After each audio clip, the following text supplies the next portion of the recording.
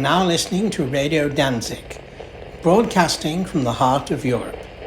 Tonight, Radio Danzig, in association with Hellcat Studios and Phantom Stranger Media, presents Tin Town, the Dam Workers' Village. Faced with a future shortage of fresh potable water in many cities of the English Midlands, the authorities decided to flood the northern end of the Derwent Valley. Decades later, that plan proved to be insufficient, and the southern half of the valley was dammed too, losing the villages of Derwent and Ashopton in the process. This is Derwent Hall, centuries old but demolished in 1944 and sunk beneath the new Lady Bower Reservoir. We've already covered the fate and folklore of Ashopton and Derwent, the drowned villages, in other videos.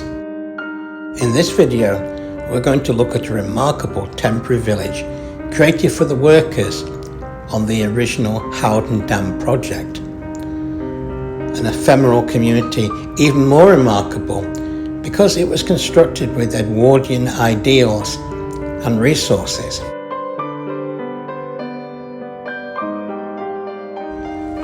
When I was a little boy, I often nervously imagined what might happen if somebody pulled out the plug while I was still in the bathtub.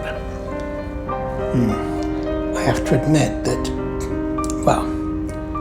this makes me rather nervous still.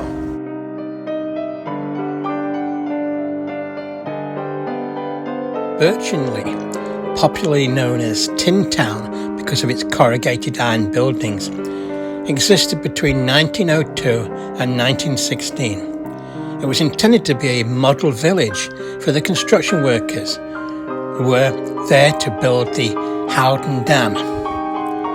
Many of those workers had previously worked on the Elan Valley Dam in Wales, where the provided accommodations and facilities were much more rudimentary and often managed more along the lines of a work camp than a community. Happily, the Derwent Water Authorities sincerely strove to make Birchinlee a happier, more human place to live.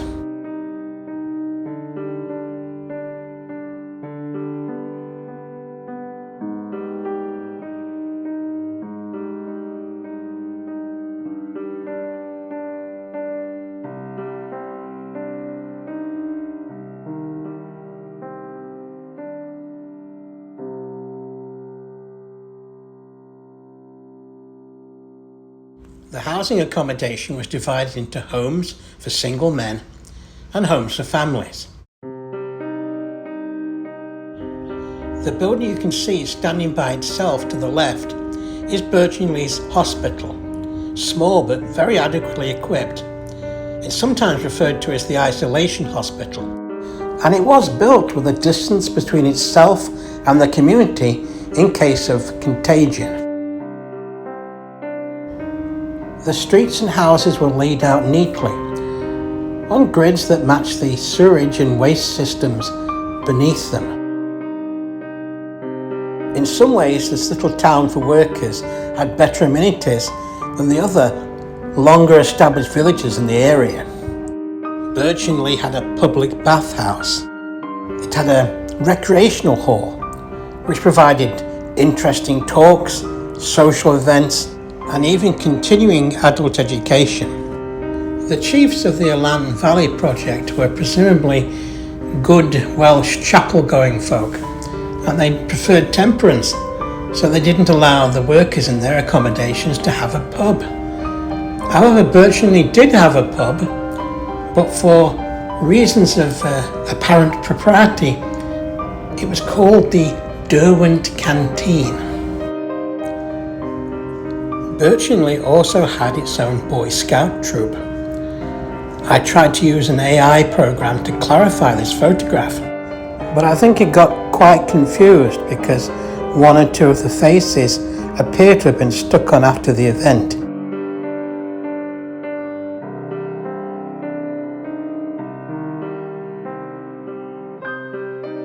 Birchinlee had a tiny police station, or possibly it was more akin to a police house. A building that provided accommodation for a constable and a cell for miscreants.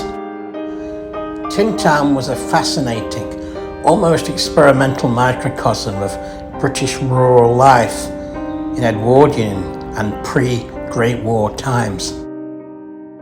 There were shops and visiting traders who sold fresh produce, eggs and poultry from their wagons. While the men worked, their women folk socialised or shopped, and the children went to the community school. There was a church and a Sunday school too. Most of the construction work was finished by December 1914. The residents of Birchinlee began to move out. The last family left the community in February 1915. By 1916, when the Howden Dam was officially open and in operation, Birchinlee had ceased to exist.